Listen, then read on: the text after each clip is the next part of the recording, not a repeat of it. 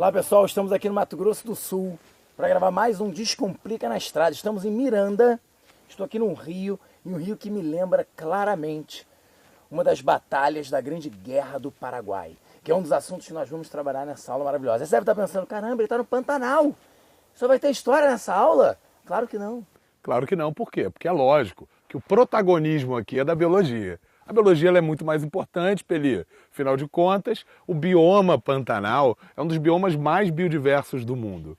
Ele é considerado uma reserva da biosfera pela Unesco, ele é patrimônio nacional e, para você ter uma ideia, aqui tem mais de 600 espécies de aves. Isso aí dá mais aves, mais espécies de aves do que em toda a América do Norte. Nesses rios aqui, cara, tem mais de 200 espécies de peixe. Isso aí significa que tem mais espécies de peixe nos rios do Pantanal do que nos rios da Europa. Então, essa biodiversidade e aspectos ecossistêmicos importantes você vai aprender nesse episódio do Descomplica na Estrada. E apesar de a gente estar aqui num bioma, essa região não faz parte de nenhum dos domínios morfoclimáticos brasileiros. Na verdade, é uma faixa de transição, reunindo características aí dos domínios que estão ao seu redor. Tem características muito peculiares em relação ao relevo, em relação à vegetação, em relação principalmente à rede hidrográfica, um complexo hidrográfico formado por diversos rios. Esse rio que a gente está aqui, por exemplo, ele deságua no rio Miranda, que é um dos principais rios dessa região. E dentro desse Pantanal, a gente pode dizer que existem diversos pantanais. O Pantanal do Barro, o Pantanal da Areia, que são paisagens que a gente classifica de acordo com o tipo de solo. Ou o verdadeiro Pantanal e o outro Pantanal, que seria o Alto Pantanal, onde não ocorrem inundações, e o Baixo Pantanal, onde as inundações ocorrem e que o pessoal identifica como sendo Pantanal de fato. E sabe o que é mais importante? O mais importante é que, além dessas imagens maravilhosas, as coisas que a gente está falando aqui caem onde?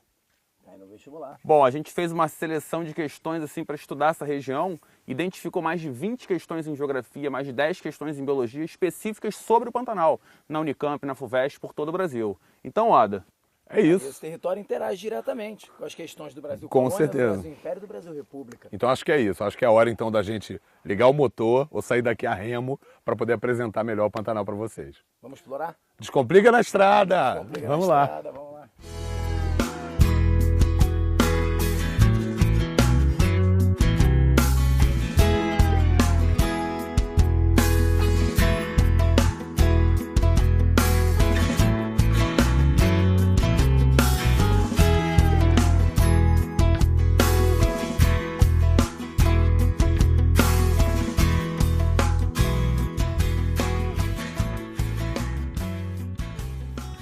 quando a gente fala em Pantanal, ou no verdadeiro Pantanal, é de cima assim que a gente consegue de fato identificar o que é esse Pantanal. Bom, daqui a gente pode ver lá no fundo o verdadeiro Pantanal, que corresponde a essa planície de formação basicamente aluvial, né? Onde quando ocorre o período das cheias, ou seja, logo depois da época das chuvas, em que o volume de água dos rios é muito alto e esse volume de água cobre grande parte dessas áreas, essa área aqui fica completamente inundada, mostrando inclusive que ali a gente tem o que se chama de capim natural aqui do Pantanal. Capim natural esse, inclusive, que não favorece a atividade de engorda do gado. Esse capim natural nasce num solo muito mais arenoso, formado por muitos sedimentos, sedimentos que são trazidos por essas águas que inundam essa região. A gente sabe que planície aluvial ela é formada por argila, dentre outros elementos, que não vão favorecer essa fertilidade do solo para desenvolver um capim mais alto que possibilite a engorda do gado. E para o outro lado, Oda, a gente tem ali o chamado capim plantado, o chamado capim que foi introduzido na região, onde você tem as fazendas de criação de gado, de engorda desse gado. Esse capim ele vai favorecer essa atividade de engorda. Também daqui de cima, é legal porque a gente consegue observar a diversidade da vegetação. Que aí o Oda pode desenvolver um pouco melhor isso daí. Pois é, porque embora seja uma planície, gente, uma planície inundável, a gente encontra nessas regiões algumas espécies que são muito tolerantes à inundação. Por exemplo, o capará é uma palmeira bastante típica que tolera bastante essa inundação e é bastante utilizada, inclusive, para a fabricação de vários artefatos, como chapéu, típico daqui do Pantanal. Aqui tem outras palmeiras, como a bocaiúva.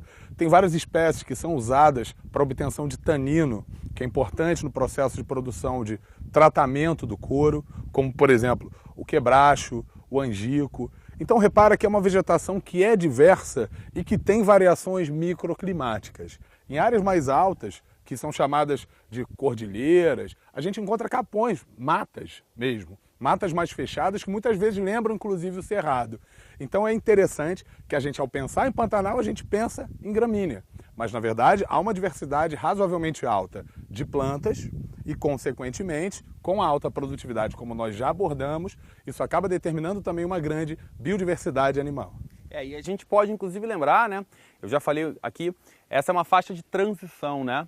Então, o fato de ser uma faixa de transição, onde em volta existe a Amazônia, existe o Cerrado, existe Mata Atlântica, faz com que a composição das espécies dessa região seja feita fundamentalmente pela mistura de espécies de cada um desses biomas que circundam a região, tendo poucas espécies que são de fato endêmicas daqui, né? Então, assim, daqui a gente não consegue ver muito bem isso, mas quando a gente entra lá para a parte do Pantanal mais inundável, por exemplo, a gente quase não vê essa vegetação mais alta.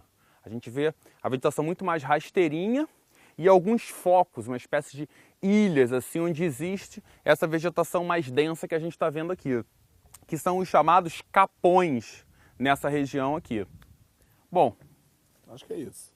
Perfeito. Degusta aí então junto com a gente o Pantanal. E vamos embora. Essa vista maravilhosa.